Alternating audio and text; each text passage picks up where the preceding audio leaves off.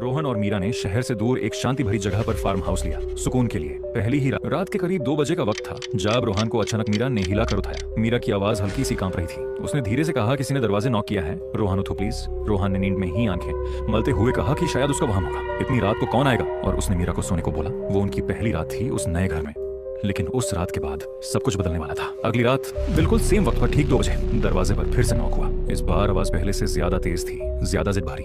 रोहन ने थोड़ा गुस्से में उठकर पूछा कि कौन है वहां, लेकिन जवाब में सिर्फ सन्नाटा मिला।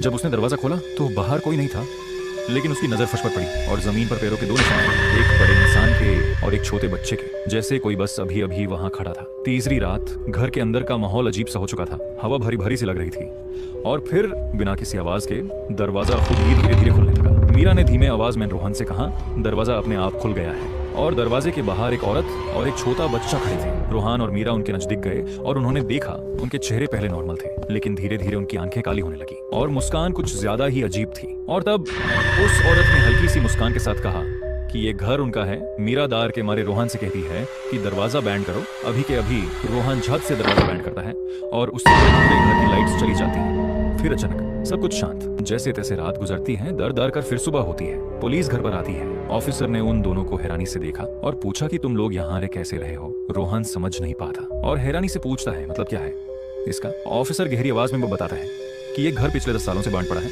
और यहीं एक आदमी ने अपनी वाइफ और बच्चे को मार दिया था और फिर खुद भी। तभी ऑफिसर की नजर धीरे से रोहन और मीरा के पीछे जाती। ये है, उसने देखा कि वही औरत और वही बच्चा उनके बिल्कुल पीछे खड़े थे, एक अजीब सी मुस्कान के साथ। और ऑफिसर रुक कर बहुत ही धीमी और ठंडी आवाज में बोला, ये घर कभी खाली नहीं रहा, वो यही है, ये उनका घर है।